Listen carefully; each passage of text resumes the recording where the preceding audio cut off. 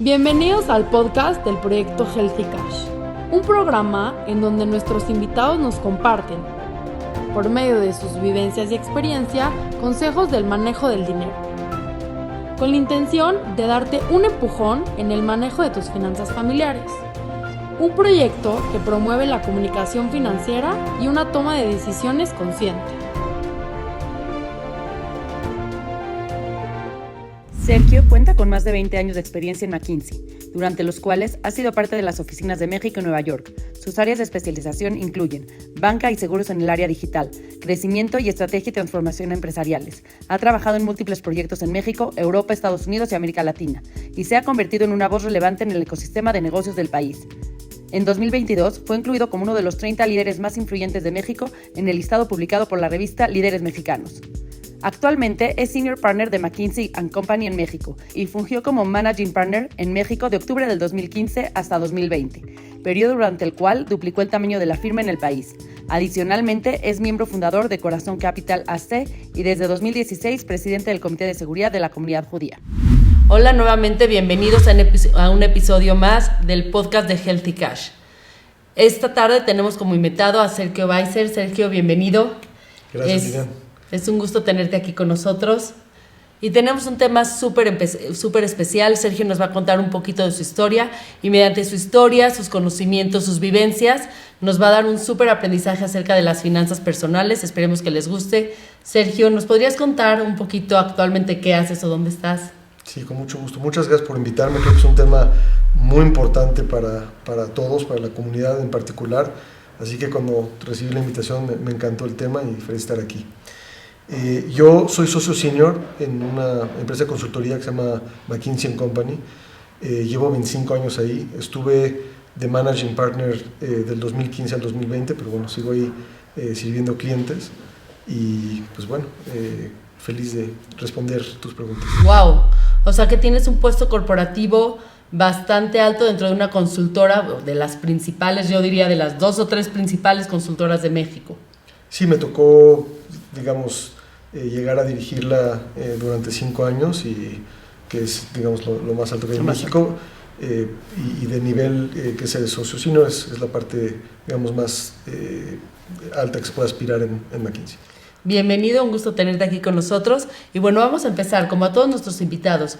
¿Nos podrías contar un poquito dentro de tu infancia cómo fue tu relación con el dinero? Tal vez un poquito de a qué edad empezaste a ahorrar, para qué fueron tus primeros ahorros. ¿Se hablaba de dinero en tu casa? ¿No se hablaba de dinero en tu casa? Si se hablaba, ¿cómo se hablaba de dinero? Sí, fíjate que en mi casa mi papá fue cardiólogo, pues descanse. Mi mamá se quedó con nosotros en casa. Primero que nada te diría que afortunadamente nunca faltó nada. Toda la parte de escuela, ropa, viajes, o sea, tampoco te diría que fue una vida de lujos. Y el dinero en mi casa se manejaba como algo que era muy difícil de ganar y que había que respetar muchísimo el trabajo para conseguirlo. Se hablaba muchísimo de no desperdiciar el dinero, de cuidarlo, era algo muy, muy, muy fuerte, pero nunca era un tema de muy numérico o de así se ahorra o no se ahorra. Era un tema de el trabajo es lo que da de comer en esta casa, se respeta, es muy difícil conseguirlo, pero nunca de invertir. Mi papá nunca invirtió, de hecho yo creo que lo hizo mal en retrospectiva, pero de alguna manera el dinero era asociado a valorar el trabajo y respetar el no gastarlo en tonterías. Y nunca, a pesar de que tenía muchos amigos, seguramente eran ricos, nunca nos dimos cuenta. Era una época muy diferente a la de hoy, donde lo que hacíamos era jugar fútbol y pues todos jugamos fútbol igual. Diferente hoy, que con redes sociales, que con viajes, que con muchas cosas se hace un poco más palpable. Ok. Bueno, al igual que la mayoría de nuestros invitados, es difícil que en nuestras casas se recibe muchas pláticas sobre el dinero, pero no una educación financiera formal. No en todas las familias de nuestra comunidad se da que nos enseñen de manera numérica a separar parte de nuestro ahorro, a invertir de manera temprana, a tener cuentas claras, a hacer, pues ahora sí que estados financieros familiares, etcétera, etcétera. ¿Y a qué edad recibiste o si es que la recibiste, tu primera educación financiera formal? Sí, ¿O fue con el paso de la vida? A ver, y no te acabé de contestar la otra pregunta. Yo creo que no ahorré dinero, sino que hasta ya bastante más adelante en mi vida. Okay. Igual que mucha gente en la comunidad judía en México que vive con sus papás hasta que se casa, yo empecé a trabajar muy temprano y entonces tuve a lo mejor 7 años en casa de mis papás donde no tenía gastos más que para, digamos, ir a cenar con amigos o lo que fuera. Entonces ahí es donde empecé a ahorrar. El dinero que me dieron de regalo de Bar Mitzvah, obviamente siempre era, está prohibido que lo toques, es para cuando te cases, etcétera, ¿no? Resulta que me lo acabé eventualmente gastando, y a lo mejor la palabra correcta fue invirtiendo para estudios míos de mi maestría, que es lo que últimamente luego me abrió muchas puertas y me ayudó a llegar a donde he podido llegar. La primera vez que tuve educación financiera formal fue, bueno, yo puse un negocio durante la carrera, emprendí, me fue muy bien. El negocio, cuando me casé, decidí venderlo porque sentía que no había aprendido lo suficiente, tenía muchísimas ganas de hacer una maestría, ya había acabado la carrera, y a lo mejor contraintuitivo a lo que todo el mundo me decía, decidí vender el negocio. Se lo vendí a uno de mis socios que bueno, digamos, ya lo transformó, todavía lo tiene, lo transformó, pero mi primera exposición formal a temas de finanzas y que me encantó fue en el MBA en Darden, en Estados Unidos. Ahí fue la primera vez que aprendí a invertir. Incluso en el segundo año de maestría había un concurso donde te daban $200,000 ficticios y todos tenían que escoger en qué acciones y por qué y justificar, digamos, la estrategia de inversión, y lo gané, ese concurso.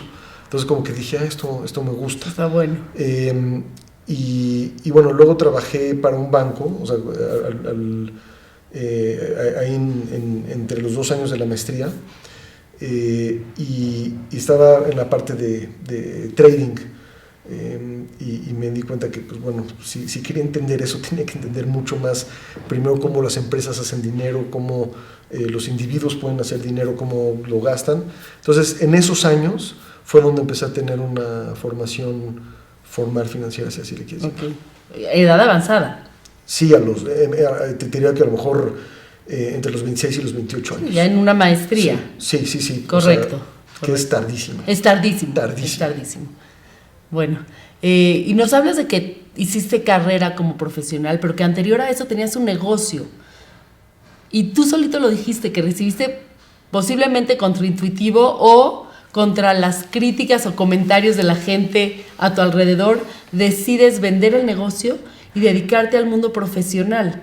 ¿Nos podrías contar un poquito de cómo fue esa decisión, qué comentarios escuchabas, si la gente a tu alrededor veía como posibilidades de crecimiento económico en el mundo profesional o te recomendaba que te quedaras con tu negocio?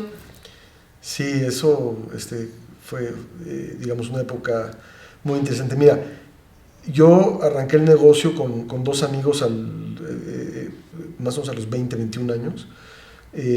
Nos fue bien, pero yo me acuerdo que era durísimo, o sea, porque además estaba estudiando al mismo tiempo. Y me acuerdo que me quedaba hasta las 2, 3 de la mañana para compensar el tiempo de lo que me había ido a la universidad y digamos, las tareas y los proyectos que te iban dejando.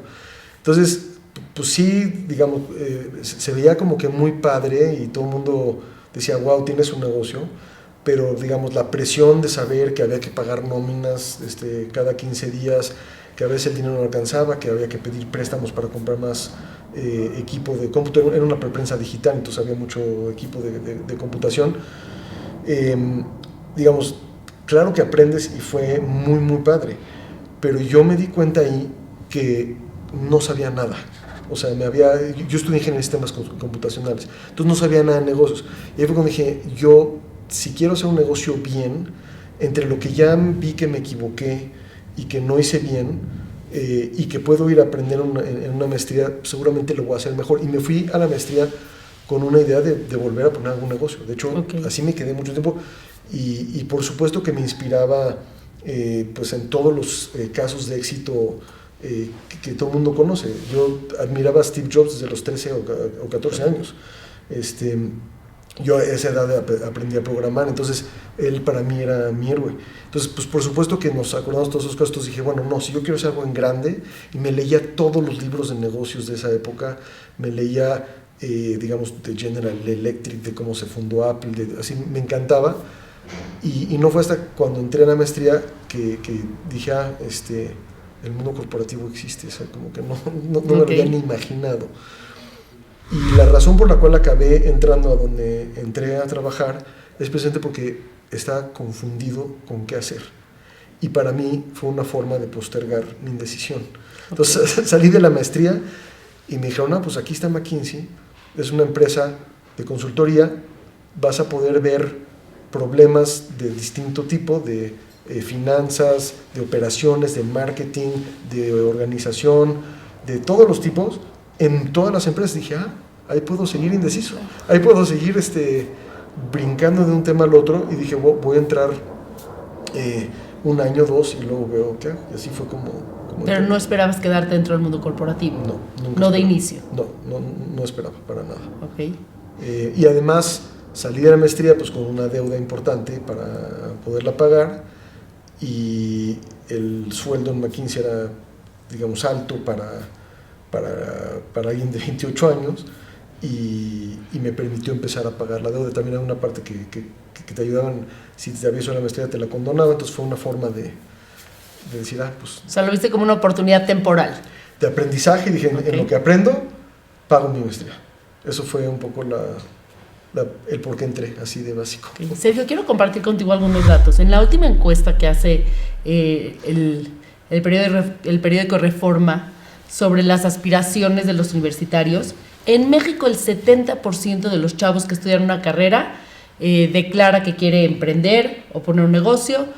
De ahí hay otro 20% que dice que quiere ser un profesionista independiente, y únicamente alrededor del 9 o 10% ve como una posibilidad entrar al mundo corporativo. Sí. ¿Qué opinas tú sobre estos datos? Son datos que he visto de otras fuentes incluso por muchos años, y son, yo creo que son absolutamente fascinantes. Mira, las cosas han cambiado dramáticamente, y digamos, hoy por hoy hay todo, digamos, el gig economy, que permite que muchísima gente pueda hacer su vida, a lo mejor trabajando desde casa, cuando quiere prende, cuando quiere apaga, y se pueden hacer muchas cosas así. Es válido, la tecnología, las redes sociales, las plataformas tecnológicas nos han permitido hacer esas cosas. De cara al emprendimiento, digamos, yo creo que muchos de nuestros abuelos, o digamos cuando la gente de Europa y de los países árabes que empezaron a llegar a México, que todos tenemos historias de abuelos que llegaron claro, con nada por delante, ¿no? Pues no tenían de otra más que emprender. Y en ese sentido no queda otra, porque muchos venían sin educación, porque vinieron con la maleta que traían en la mano, y pues eso es lo que no hablaban ni el idioma. Eso es lo que se podía hacer. Y además era en una época del mundo en donde era muy benevolente mientras tú trabajaras, y si tú ibas reinvirtiendo lo que hacías con mucho trabajo. Fueron las décadas de oro en México, y pues son el origen de muchos de las empresas que hay hoy en la comunidad, en México en general. Y pues sí, la parte que está, digamos, los profesionistas de hablar, médicos, doctores, abogados, etcétera, pero la parte de empresas o la parte corporativa, pues yo creo que se ha vuelto menos atractivo. A lo mejor por muchas cosas de es que al principio hay que entrarle duro, es que no quiero tener jefe, es que los horarios, hay mil razones. Y yo creo que en la comunidad es dramáticamente peor. Correcto. Yo por el trabajo que tengo la oportunidad de conocer muchísimas empresas profundamente y a sus equipos directivos, digamos, al director general y a sus reportes. Y en México, pues yo estaba acostumbrado a ser el único paisano que interactuaba en ese mundo. Hay otros, seguramente ahí, hay otros claro. 2 o 3 que se me ocurren ahorita, pero como que no era un tema donde veías a gente de la comunidad, nunca. Es muy, muy raro que te topes a alguien en eso. Y nunca me llamó la atención, pero por el trabajo igual me tocó viajar y he trabajado prácticamente en todos los países de Latinoamérica, en Estados Unidos, también en Europa, y de repente me daba cuenta que llegaba la junta del director general y su equipo directivo en Perú, en Colombia, en Argentina, en Chile, en Estados Unidos, y una tercera parte o 40% del equipo directivo era de la comunidad. Wow. Y dije, qué raro. O sea, Una diferencia abismal. No, me parecía como, ¿y estos están perdidos o qué les pasa? Y ahí me quedé pensando. Y la conclusión fue que hay una oportunidad brutal en México que en la comunidad judía está totalmente apestada. Y la forma en la que se lo he dicho a algunos de los líderes comunitarios, yo lo veo como que son carriles en la carretera que a lo mejor están vacíos y que no queremos ocupar. Okay. Y hay un tráfico brutal aquí, porque, digamos, emprender es una maravilla, y tengo muchísimos amigos emprendedores. Yo en algún momento fui emprendedor. Es extraordinario, pero siempre hablamos de los casos de éxito, y que son a lo mejor el 10%, el otro 90%, o se queda estancado, o cuesta mucho trabajo, o a veces no sale. Entonces no quiero quitarle a la gente el sueño de emprender, no es mi objetivo, me encantan los emprendedores, pero hay ahí una serie de carriles para quien quisiera tener una vida muy satisfactoria, profesionalmente hablando, muy retadora y muy digna económicamente hablando, si están dispuestos a tener, yo diría que unos sacrificios normales que cualquier persona tiene que hacer al principio de su carrera, que a lo mejor en la comunidad hemos puesto la barra tan alta de lo que significa arrancar casado, claro. que a lo mejor te lo impide explorarlo. Entonces, digo, sacaba unos números muy rápidos, ¿no? Imagínate que de las 20 empresas, de las 200 empresas más grandes de México, haya 10 personas en sus equipos directivos, son 2,000 personas, sí. Y que pudiéramos tener el 20% de esos puestos serían 400 personas o cabezas de familia, y pues bueno, serían 400 familias que hoy no tienen ese ingreso, que no tienen claro. esa oportunidad. Claro, y generalmente 400 familias que el chavo decidió entrar al negocio familiar porque tal vez de un inicio lo vio más fácil, vio que posiblemente en los primeros años tenía un ingreso más seguro, un ingreso mayor, menos sacrificios, pero que a largo plazo son empresas que, como hemos visto en los últimos años, viven más apretadas cuando entran más núcleos familiares a querer Totalmente. Vivir del mismo negocio. Sí, o sea, digamos, si tú eres un negocio familiar, que también me toca asesorar, y tú tienes 3 hijos, y los 3 entran a trabajar, ahí todavía aguanta. Suele ser en la tercera generación que cada uno tiene 3, ya a lo mejor son 9. Si esos hijos y los hijos de los hijos que entraron no crecen el negocio en forma proporcional a lo que están recibiendo, están destruyendo, digamos, la riqueza. Claro. Y solo es cuestión de en qué generación va a tronar eso. Y acaba sucediendo que en la etapa en la que estamos ahorita, con la cantidad de avances tecnológicos, temas de inteligencia artificial, temas de digitalización, temas de redes sociales, temas de marketing digital, se están consolidando gigantes de empresas. O sea, lo estamos viendo, o sea, con Google, con Netflix, con Airbnb, y de alguna manera, pues sí, se habilita que el que tiene la propiedad puede ponerla en Airbnb, etcétera.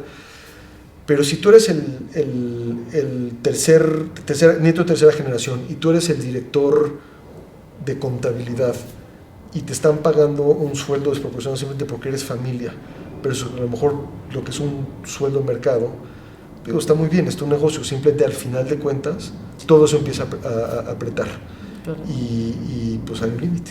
Entonces, así sea para emprender o para seguir el mundo corporativo, dado lo que estamos viviendo con todas estas tendencias del metaverso, de ChatGPT, es increíble todo lo que estamos viendo, es tan acelerado.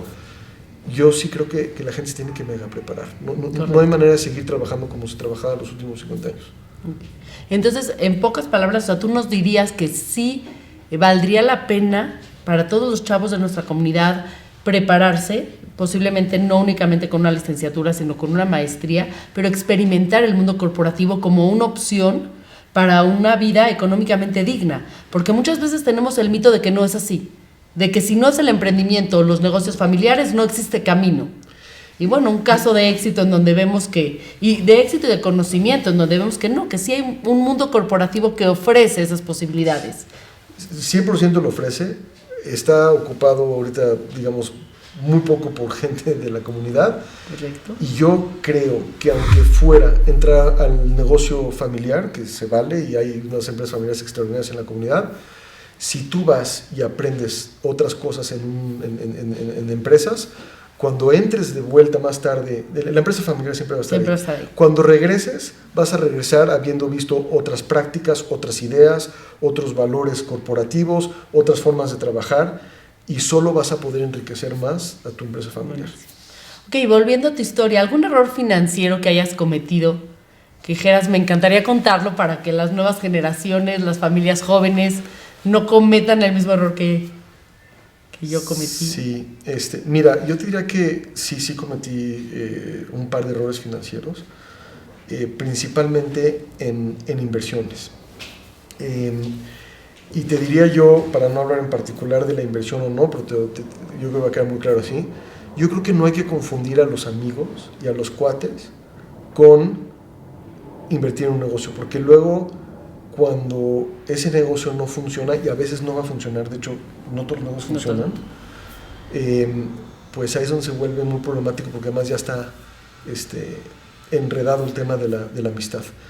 Y segundo, no sustituir la confianza por algunas preguntas incómodas, ¿no? Que cuando vas a invertir no las hice, dije, no, esta persona yo la conozco y yo voy a invertir, y con los años aprendí que, y no importa, nuevamente, si fallas, porque el negocio falló, pero si es porque la persona no cumplió con lo que iba a hacer, no hiciste las preguntas difíciles, que cuando ya algo falló se ven tan obvias. Entonces yo creo que esas cicatrices o esas raspaduras te hacen una mejor persona financieramente hablando, o sea, más preparado.